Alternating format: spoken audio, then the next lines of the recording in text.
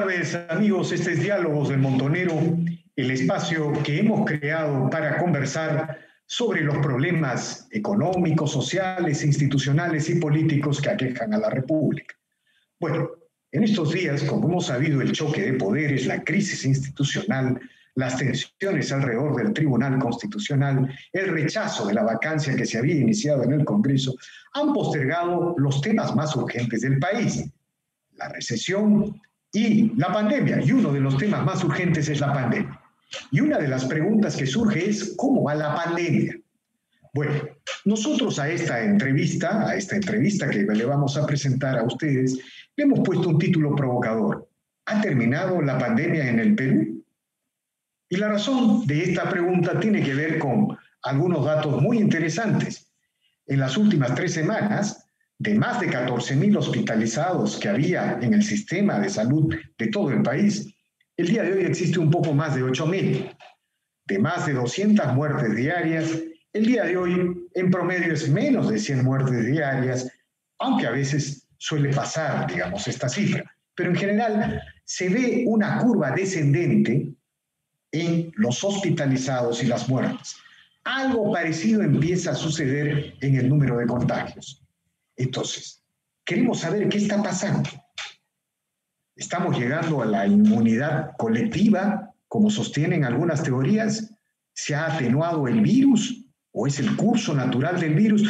Todas estas preguntas merecen ser respondidas a la luz de estas interrogantes. Bueno, para hablar de este tema hemos convocado al doctor Herbert Cuba, un médico, un especialista en políticas de salud, colaborador de este portal, quien ha tenido la gentileza de aceptar esta conversación. Buenas tardes, doctor Cuba, gracias por aceptar esta invitación. Muy buenas tardes y un saludo a través suyo a todo el país. Y efectivamente, la pandemia ha sido el escudo que se ha puesto para todos los debates políticos en el país.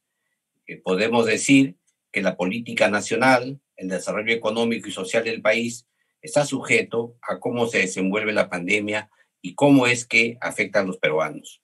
Y aquí hay que señalar con bastante claridad que, si bien es cierto, el nivel de contagios y fallecimientos ha caído y cae sensiblemente por cada día que pasa, sin embargo, todavía el volumen de cifras es alto.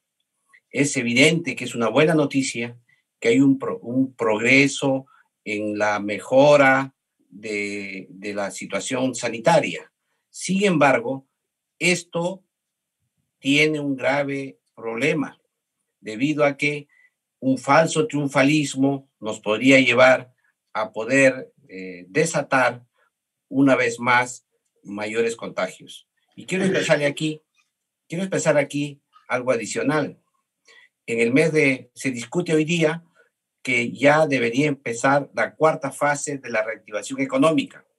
Y el debate central en este tema es si es que esa 4ª fase de reactivación, que debió ser hecha en agosto y que se ha postergado debido a las condiciones de la pandemia en nuestro país, ya debería empezar en el mes de septiembre.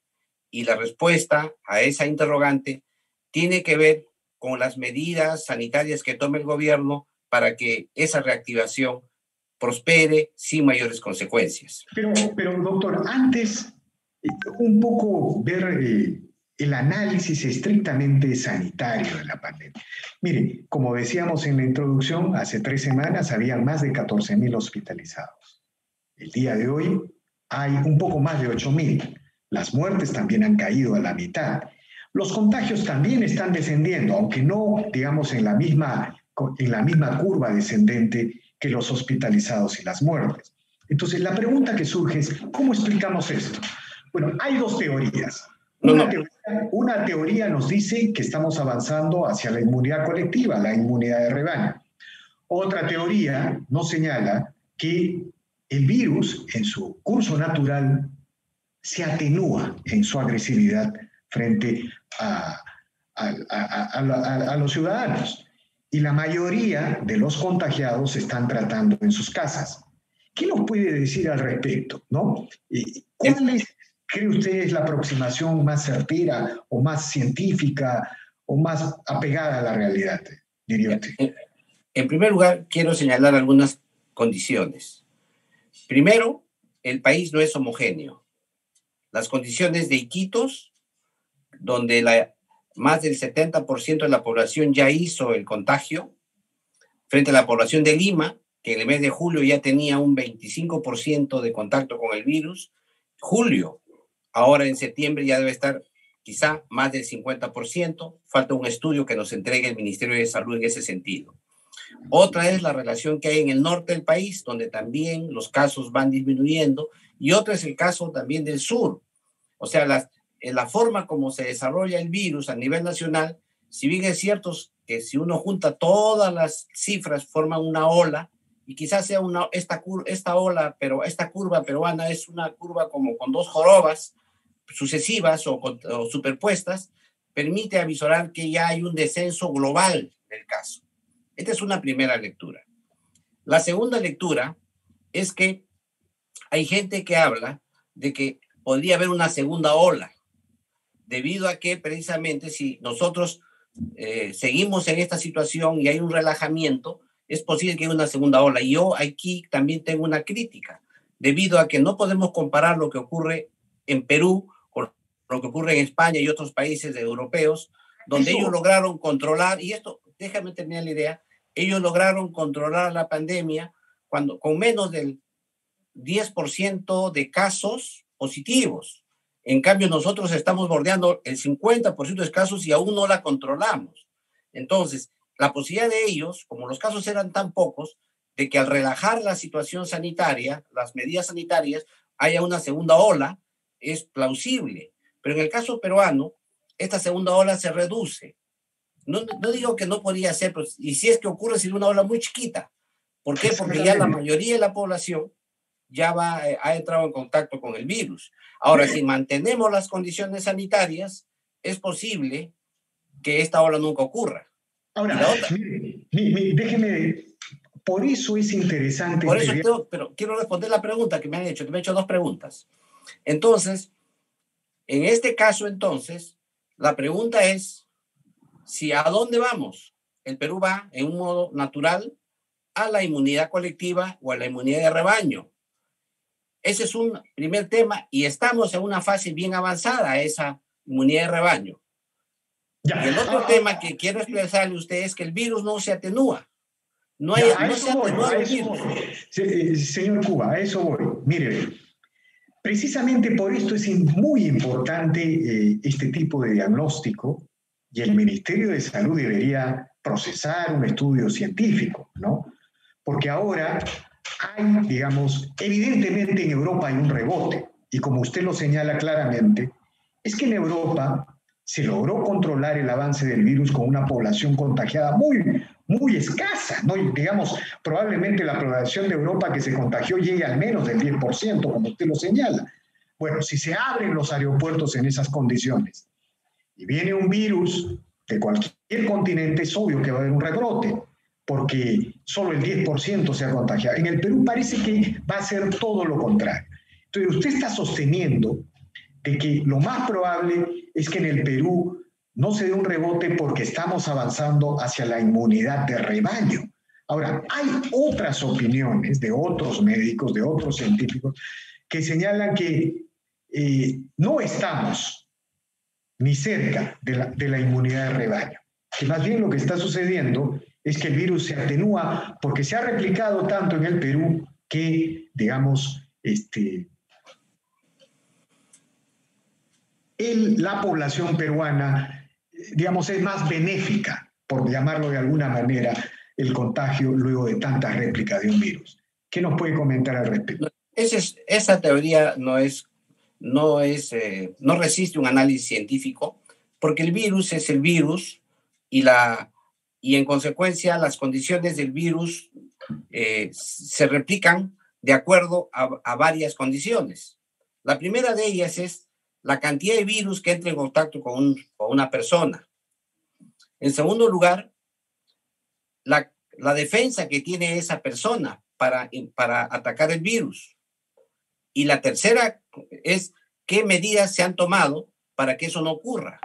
Y si en este momento se usa mascarillas, hay un contacto adecuado de ambos lados, quizás la carga viral que entra al paciente o al ciudadano que va a ser contagiado es tan pequeña que no le produce una enfermedad mayor, salvo que este paciente tenga alguna susceptibilidad genética o tenga algún problema de defensas en su organismo.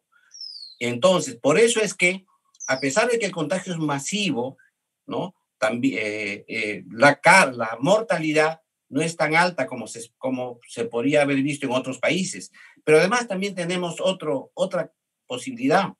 Tenemos una población relativamente en edad más joven. En consecuencia, nuestra media de edades es gente más joven, gente adulta, y no tenemos tantos ancianos como tienen los europeos, y en consecuencia esa posibilidad también es favorable para el tema del virus. ¿Qué desventajas tenemos? El hacinamiento, el problema de las casas insalubres, mucha gente en un solo domicilio, el mucho comercio informal, el incumplimiento masivo que hay de la población en algunos temas que podrían agravar. Sin embargo, el virus no ha cambiado. Aquí por eso es muy importante tomar en cuenta las condiciones de cuidado contra el virus. Bueno, lo que usted nos está señalando, la aproximación que usted está planteando es que en el Perú ha habido un curso natural del virus, pues, y que de alguna manera el número de contagios nos están llevando a un acercamiento a la inmunidad colectiva. En segundo lugar, la cosa que usted señala es muy importante, este tema de la carga viral. En realidad, en Lima, por ejemplo, y en todas las provincias del país, todo el mundo está usando mascarillas, incluso tapacaras, ¿no? Eso hace que la carga viral sea muy poca. Y el cuerpo al recibir, eso también lo escuché a otro científico, el cuerpo al recibir una carga viral muy poca, digamos, muy poca carga viral, el cuerpo aprende a crear anticuerpos sin hacer la enfermedad, valga las redundancias, ¿no? Es decir, el cuerpo genera anticuerpos sin hacer la enfermedad y de alguna manera eso también ayuda a la inmunidad. Eso es lo que usted nos quiere decir. Exactamente. Eso es lo que yo le decía y es exactamente lo que hemos conversado, ¿no? Exactamente. Lo que ocurre es que la carga viral es pequeña, que entra al organismo y en consecuencia el organismo puede defenderse mejor. Pero por otro lado también, ojo, es necesario resaltar las medidas sanitarias que se han tomado. Y aquí hay una medida muy activa que realiza el ministerio, el trabajo comunitario, que es lo que nosotros hemos remarcado desde el inicio. Y eso es lo que falta fortalecer. Si nosotros, para evitar el contagio, para evitar esta posibilidad de que se difunda más de lo que todavía tenemos, ojo, las cifras están cayendo, pero todavía son altas. El promedio de 100 muertos diarios es alto todavía, señor Víctor Andrés Ponce, es alto. Necesitamos que esa cifra caiga más. Igual el número de contagios detectados también es alto. Por eso es que esa cifra debe seguir bajando. Y en ese sentido, las estrategias del gobierno tienen que apuntar a fortalecer lo que siempre debió hacer y que no se hizo, que fue el enfoque comunitario, es decir, trabajar en el nivel local por varios motivos. El primer motivo es hacer una educación, información y comunicación de la población en modo adecuado en el nivel local con casos concretos en la comunidad. Y el segundo tema que hay que hacer ahí es la vigilancia social. Es decir, la gente tiene que colaborar con sus vecinos para poder lograr que la población cumpla las medidas de higiene. Es decir, que la gente entre ellos se llamen la atención, se avise. Y en tercer lugar, que hay que hacer en la comunidad, es que se tienen que tomar medidas sanitarias como el agua, el desagüe, los alcaldes tienen que intervenir, tiene que haber una participación social para incidir en aquellos temas que son temas culturales, temas sociales, etcétera, para cambiar ese tema. Pero, señor Cuba, tal como van las cosas, todo parece indicar que el Perú avanzaría hacia la evolución natural del virus, porque las políticas públicas, digamos, no han sido efectivas en contener. Ha habido un curso natural del virus. Quizá por eso el Perú tenga una de las letalidades más altas del planeta, ¿no? Tal como lo indican las cifras. Pero en este contexto, ¿cuál es el futuro de la vacuna? Mire, Digamos, Si el Perú está avanzando a la inmunidad colectiva, ¿no? Es evidente que las cosas, digamos, hemos vivido una tragedia porque no ha habido políticas públicas, pero hemos vivido la noche más oscura, pero detrás de esa noche viene la luz, ¿no es cierto? Incluso la cuarta fase de reactivación ya no debería ser una discusión en este contexto, con ciertas medidas debería implementarse. Pero en este contexto uno se pregunta, ¿y la vacuna en una población prácticamente con inmunidad colectiva? Porque lo que usted dice es cierto, es muy poco probable que en el Perú hayan ese tipo de rebotes que ahora existen en Europa. ¿Qué nos puede decir al respecto? Mire, primero que yo sigo pensando, y aquí quiero expresarle mi sentimiento, mi optimismo, de que el enfoque comunitario se tiene que realizar. Y creo que las regiones, los gobernadores regionales están trabajando en eso, y creo que eso es una buena noticia. Eso no significa que no avancemos a la unidad de rebaño, porque a pesar del distanciamiento social, a pesar de las medidas que se toman, las enfermedades que van a recibir la gente van a ser más benignas, como lo hemos comentado, por el tema de la carga viral. Por eso es muy importante entonces que se insista en el enfoque comunitario. El segundo tema, efectivamente, ¿para qué sirve la vacuna? Para crear anticuerpos en el organismo contra el virus. En la medida que ya las personas han entrado en contacto y ya tienen anticuerpos neutralizantes, ya la vacuna deja de tener valor en sí. Por lo tanto, la posibilidad de que tengamos necesidad de vacunados va a ser más remoto, a excepción de la gente que siempre ha estado en cuarentena, que es la tercera edad, y quizá la población es en riesgo, que a pesar de que se ha ido abriendo la economía y se ha ido reactivando la economía, es la población que ha quedado aislada. Y esa población probablemente llegue en la misma situación hasta el próximo año. Sin embargo, para la gran masa de población, ya la vacuna va a ser de repente inservible, ya no va a ser necesario utilizarla. Y en consecuencia, ya esa meta, esa necesidad de comprarla va a tener bastantes limitaciones para luchar contra la pandemia en el país. O en todo caso va a tener un enfoque diferente, ¿no? Porque hasta ahora no se sabe cuánto dura la inmunidad luego de haber hecho una enfermedad, luego de haber procesado el virus del COVID. Digamos, hay discusiones científicas, hay estudios científicos que dicen que la inmunidad no es permanente. E incluso en el caso de las vacunas, una de las grandes discusiones es cuánto de inmunidad va a proveer. Finalmente, las vacunas de la influenza permiten una inmunidad de 1 o 2 años en algunos casos. Entonces, digamos, la vacuna es necesaria, pero ya tendría otro enfoque. Uno podría decir algo así. Claro, pero hay una diferencia enorme con la pandemia, con la vacuna de la influenza, que lo vamos a conversar luego. Pero lo que te quiero expresar aquí también es lo siguiente. Hasta la fecha, desde que se inició el virus hasta hoy, no hay casos confirmados de reinfección. Hay alguno que otro que se ha descrito en la literatura, pero han sido casos aislados. No hay una posibilidad de explicar que esto va a haber una reinfección. Primer tema, y esa es una buena noticia. Eso nos asegura una mayor inmunidad, pero el tiempo de esta inmunidad no la conocemos.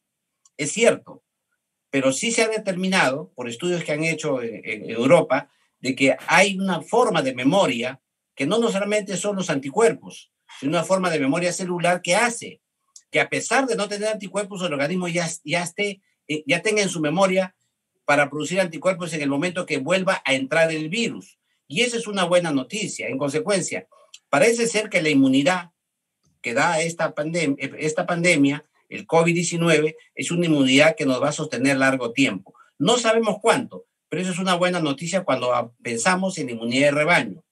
Y en el segundo tema, en el caso de la vacuna de la influenza, por ejemplo, lo que ocurre ahí es que el virus sí cambia, muta, aparecen nuevos virus cada año. Y en consecuencia, la vacuna que se hace es buena para un tipo de influenza, y al otro año aparece un nuevo tipo, y entonces hay que colocar una nueva vacuna. Pero la vacuna que se puso sí es persistente, la de inmunidad.